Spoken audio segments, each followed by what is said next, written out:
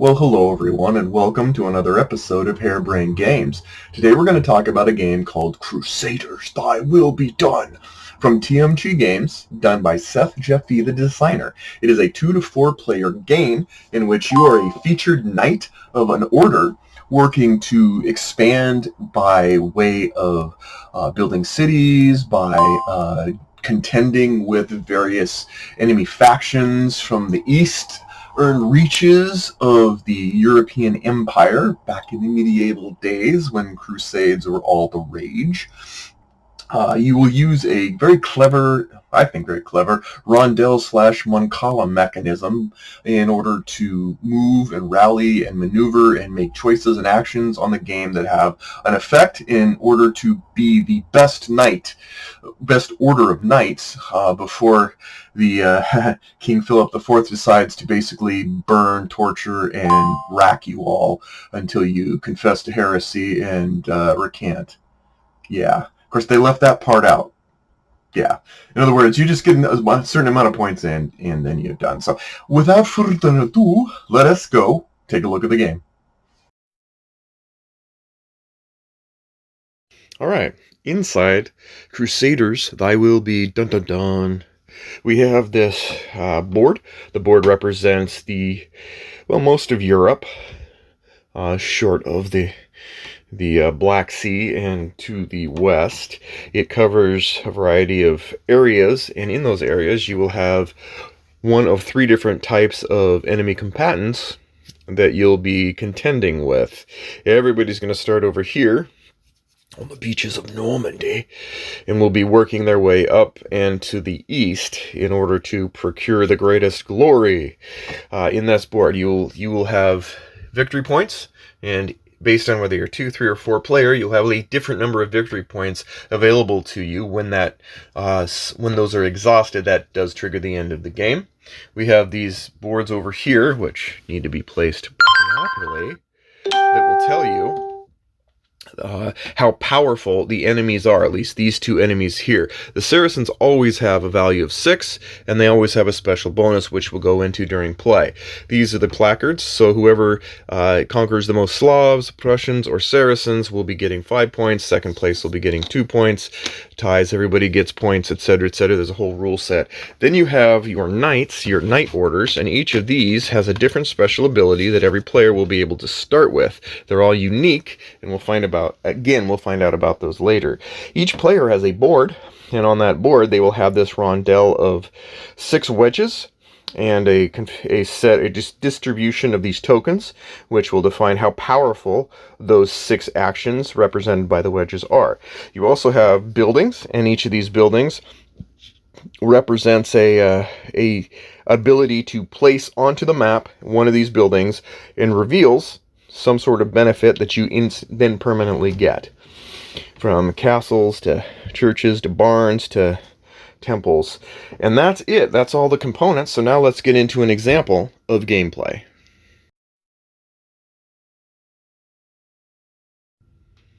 So let's start a mock 2-player game. We have the Knights of the Holy Sepulchre. Yes, that's right. They get extra tokens, but they also have 1 less travel movement. We're going to start with them. Now, on your turn, you have certain things you can do. There's not many, but they all add up. You can build, which is to build a building, and the cost is listed for each one. The more advanced, as you go left or right, you're going to find the costs get greater and greater for each building. You have travel. Travel means that you can move your horsey 1 space, or if you are in an enemy area, it costs 2 spaces to go forward. So I believe that's a way to limit from going, hey, let's go over here. Let's have some fun, George. Show me the rabbits. But that's how that works.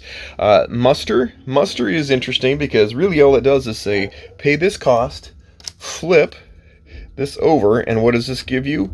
A power. It's basically the power rating. That's going to matter when it's time to go crusading. Then we have influence. Influence is the simplest one of all. 2 tokens, 2 victory points, or fame points, glory points, whatever they want to call them. 2 diamond points. Oh, wait. Sorry, that was a mistake. Yeah, that was influence. Sorry, my bad. So build, travel, influence, and crusade. What does crusade do? Crusade lets you, when you are in an area, contend against the enemies within. For example, this is going to cost 3 strength points. How do you muster those? Well, I have 1 token, 2 tokens, so that's 2 strength. If I was to muster, I would have this 3rd token, and that would give me sufficient strength to be able to conquer this enemy. I would take the token and place it over here, because there are bonuses at the end of the game. I would grab myself 3 victory points, and I would move this down to show that the next time I go against these guys, they're going to be a little better prepared. And that's how that works. So let's not go too crazy on that. Let's just start off on a turn now that you know what the various actions are to do. So the first thing I'm going to do is I could build if I wanted to, but mostly I could be traveling. These are traveling men. So travel -1 because I get the extra tokens, but what the heck? So I'm going to travel, which means I'm going to, well, first off, I'm going to do the travel action. 3 -1 is 2. And I'm going to travel 1 and... No, I'm going to travel 1... wow. 1, 2. There we go. I'm going to do that. So I've traveled my 2 places, and now I distribute these tokens. 1, 2, 3. Now I've made these 3 a little more powerful the next time I want to use them, but it's going to be a while for my travel to fill up again. Fortunately, I have 2 travel agents here. And that's it. That's the end of my turn. Now we're going to go here. Now this is an interesting one. The Knights of Calatrava do not travel that fast, but they do better job of everything by getting +1 to everything. I think that we're going to go ahead and do a travel as well. Yes, we're going to do a travel as well. Yes, we are. Why? Because here. So travel means I have 1. My bonus is I'm going to get +1. So I have 2 travel right now. 2 travel to go with, so I can move 2 spaces. Let's move here. Look at that. Then I take my token, move it 1, and look. Now I have building on the brain. Now we go back here. And now what am I going to do? Well, I could travel again, or I could crusade. And that's what I'm going to do. I have 3 power, 3 strength of crusade. So I'm going to crusade. And this will be my first attempt. I'll do exactly what we talked about before. It costs 3. I have 3 strength. So I will win. I will get 3 victory points. And also, when I build here, that'll be cooler. What am I doing? Oh, wait, I'm over here. Okay, never mind. And I take that. Okay, then we're done. Look at that. Conquerors, go conquer. All right, we're done. So again, I distribute, influence, build, travel. Look at that. Happy peppy. Now, I've decided I need to build. Now, I always get +1 to build. +2 is 3. So I can build. If I build a church or a one of these temple statue-ish kinds of things, I'm going to get an extra victory point for doing so. So I'm going to do that. It's going to cost 3. I have my 2 build plus my 1 bonus. So I'm going to go ahead and build. If I build here, I'm going to get extra build power. I'm going to do that. I'm going to build here. Out of the way, horse boy. Look at that. It's going to cost me 3, because that's what it costs. I'm going to get a victory point. But because I built one of those, I also get a second one, so I get 2 victory points for building. And we are set. Look at that. That is our turn. Very simple. Now we're going to distribute 1 and 2. All right. Now we have a choice. What can we do? We have opportunities. We too can build. In fact, we're going to build. We're going to build here. We're going to build 1, 2, 3. So I have 3 strength to build. I'm going to build this castle right here. I'm going to get a victory point, which I will grab. And I have now unlocked my horse. Now I have 2 horses to travel across the land, doing the will of the Crusader. And then we go, and we're going to, again, distribute over here. Now, it's our turn again, and we have choices. What choices do we want? Notice that we have an opportunity, if we want, to upgrade. And that might be the thing we want to do. I believe that we want to upgrade. So what we're going to do is take these off, flip the influence token. Now, I have opportunities. Not only can I influence, I can also use this tile to travel. That's the rest of my turn. That's all I get to do, but it's pretty powerful. Then we're back here. Notice how quickly the Crusaders go back and forth with turns. They do not waste time. So now I have traveling opportunities, I have influence opportunities, crusade opportunities, muster opportunities. I might as well muster, so I'm going to muster. Muster means I'm going to pay the cost of whatever the leftmost tile is, flip it over. So that's 3, it cost me 3, I have 3, and now I'm going to get a victory point, because just about everything does something for victory points. And now I have an extra strength for the Crusaders. This is going to help me later as the forces I'm invading get more and more powerful. Look at that. So 1, 2, 3, 4. Excellent. Now, here we have opportunities. I can now travel, and I can travel 3. So I think I'm going to travel 3. So I'm going to go... and I could do 1 influence, 1 travel, and this will give me the bonus, so it's pretty powerful. But in this case, I'm going to do double travel, which gives me 3 points of travel. Here we are. Now I'm ready to contend with this, having traveled from here. 1, 2, 3. Excellent. Now I have an opportunity to move again, so I'm going to travel. I'm not going to travel far. 1, 2, because I'm traveling -1, so I'm going to travel here. And then, that's it. Now we're back to our friendly people here. Did I move that? Oh, yeah, I didn't. Oh, sorry. Now I could fight, or I could continue to travel. For example, if I choose to travel again, it would cost me 2 to move out of here, but maybe I want to go over here and get a special bonus, or something like that. Those are the opportunities available to. Let's do that. Travel. I'm going to travel 1, 2, 3, so I can travel 2. If I wanted to, I could travel here. Of course, that would be silly. I could just go up here. 2, and stay there. Get a little deeper. Maybe go over here. You'll notice some of these are pretty cool. I build a castle here. I get 2 extra victory points. That's not chump change. And then distribute my tokens. And then over here. Now, one of the things that you're going to have available is being able to build buildings kind of for free. For example, if I was able to conquer this, and it costs 6 to conquer, these are the Saracens. So if I conquer this, I can remove it. I am allowed to build that building. And that's pretty cool. And of course, keep the token. And that will actually be pretty darn advantageous for quickly building buildings and helping out. And gosh, look, now that I build the building, now I have extra muster power, which will make my armies greater, etc., etc. So let's get into a little bit more advanced section of the game before we get into my final thoughts. So as time goes on, you're going to find that the map grows and expands as people wind up with more knights and they're able to move forward. You're going to find yourself with a with a variance to how your distribution of these tokens works in such a way that you'll be starting to strategize and go, well, I mean, if I can travel now, I can do a lot of boosting for these extra units. Now, of course, Knights of the Holy Sepulchre, everything is -1 for travel because they get extra of these tokens to begin with. But it's still worth it because you still have 4 travel movement. And so you might, for example, say, you know what, I am going to beef up 1, 2, 3, 4, 5, which gives me 4 movement. And you'll notice here I have opportunities. Now it's going to cost me 2 movement to go into areas that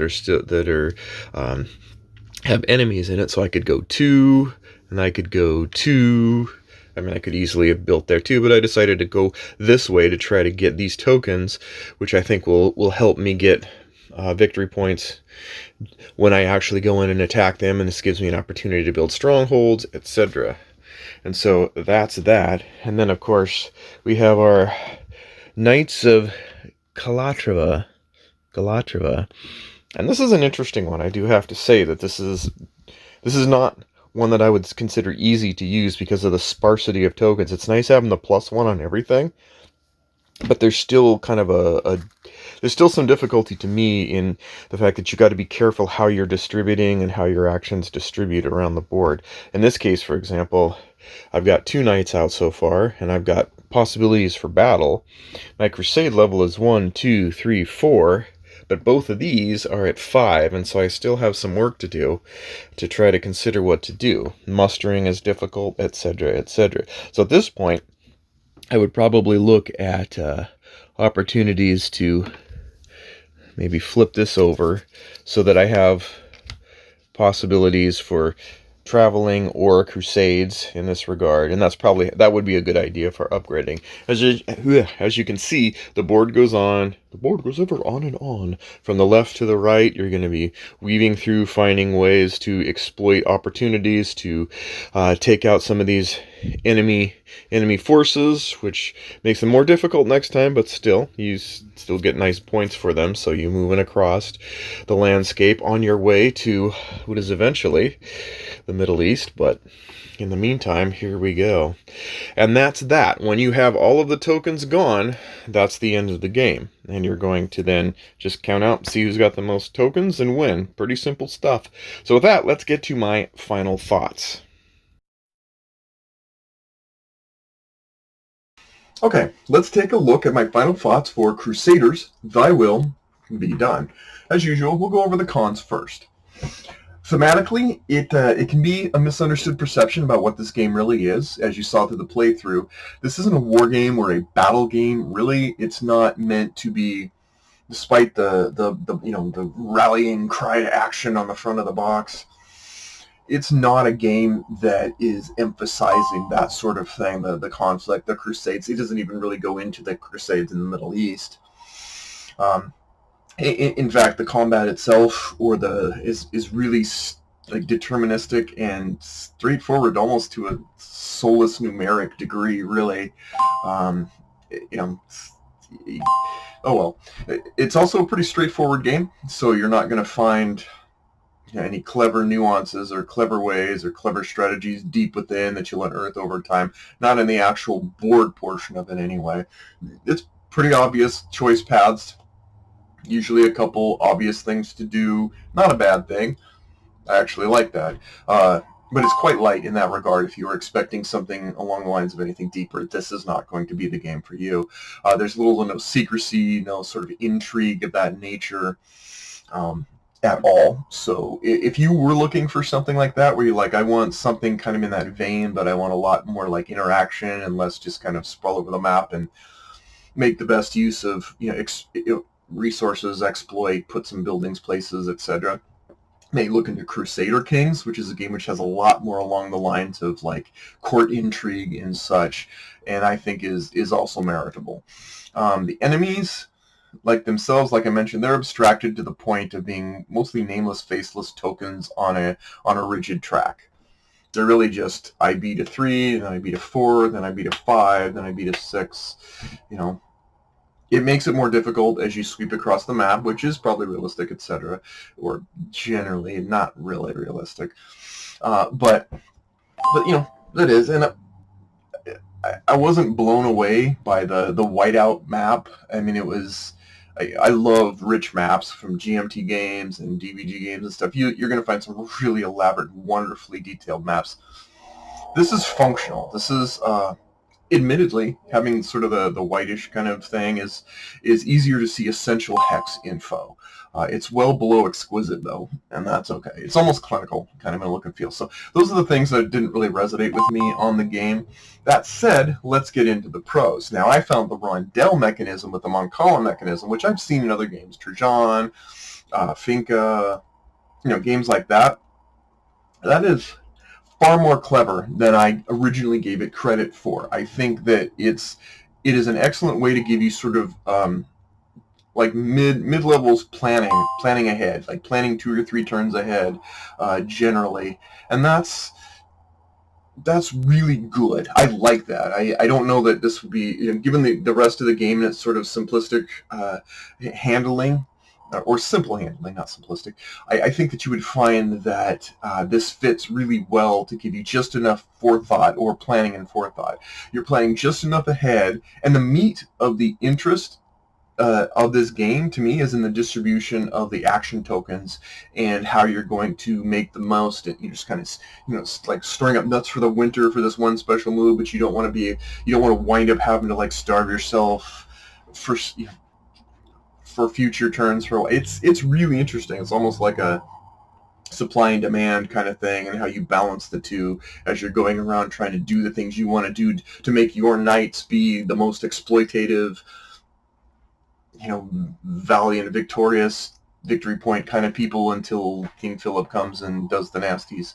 Um, each of the knights' special powers are fairly impacting, and they do require that you utilize them differently. You saw kind of two stark differences in the playthrough about what kind of what kind of things, pros and cons, you have with these knights. Some of them are more difficult to play than others, in my opinion. But I was surprised how just a few tweaks of the order of knights that you choose to the rondel can have a demonstrable difference in how you have to modify your play style in order to be able to maximize it. I was really impressed.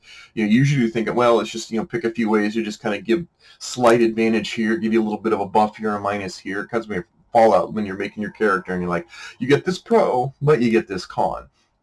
And I really liked that. I think that was probably the favorite part of it, was just seeing how much more impact than I would have predicted that having the knights, the order knights, and their changing of the rondel initial layout could be. I really liked that. So, and otherwise, it's also a pleasant flow of a game. There's not a ton to do on any turn. It's nice to be able to make lots of mini choices over time. Move in here, do the combat fight. You got your muster. There's not an overwhelming amount of actions to what you can do. I mean, the most simple thing in the world is the one just is here. Have some points. Okay, have some points. The buildings, even though they unlock pretty simple things, and I kind of wish that they'd really kind of gotten a little more clever with kind of things that you can unlock. Like Kingsburg, for example, is a game where you kind of unlock things, and it feels like there's a little more momentous expression of what you unlock when you finally pull that building or whatever out and place it on the map. The other thing is we'll get into that in my final thoughts. Let's just get to those. So, in conclusion, I think Crusaders is a solid, a super, if not simpler than the average bear for a strategy game offering. It doesn't tax your brain heavily, which is great. And it still gives you kind of this reasonably interesting matrix of choices to make. I think I've been blessed with games similar to it that have come around that do a little more, or a little more meaty. Probably will get more playtime than Crusaders will. I would harken back to Barony, which is a game that's kind of similar in that it seems pretty simple for what you do, but it's got a lot of ingenious and clever ways to make very simple actions have a meaningful impact. Than Crusaders. Also, Rurik, Dawn of Kiev is another one that kind of has a similar placing things on the map, trying to build out your powers, and I think it does a better job with interaction by and large. That said, this is solid. If I can say one thing about it, it is solidly solid. We'll go with that. And honestly, I don't. The premise is, and they go to great lengths to kind of say, this is not a recreation of the Crusades, because that is a topic that has some volatility to it. And so they abstract a lot of that away. So if you do still find that is a touchy topic, the abstraction might not be enough. It was mostly enough for me. In the back of my mind, I'm someone who's spent a lot of time studying all the different aspects and all the different books, documentations from all sides, as far as the whole, the hundreds of years of Crusades that went on and all the things. And so I know a little bit more about it. And I know that this was kind of the prequel. And so you have to remove yourself from the fact that this is really basically gathering people to go on a crusade that trump across Europe, pillaging and ravaging, and sort of making light of that might bother you. Also, understanding what did eventually happen to the Knights Templar and their not so happy fairy tale ending that too might go, nah, pass. But for me, I'll keep it. I don't think that it will rock anybody's world, but at the same time, I certainly don't think it's a bad game at all. I would love to see an expansion that kind of maybe expressed more individuality, just like the way the knight cards change the rondel to have maybe some more interesting nature to the building matrix, and maybe something. I could see an expansion that fills it out in the same way that, say, for Orleans, the trade and intrigue made it a no-brainer buy that I would never play without again. I'd love to see something that kind of presents a little bit more uniqueness to each side, and maybe something a little more complex. But yeah, there you go. Thanks for joining in, and we'll see you next time on Harebrained Games.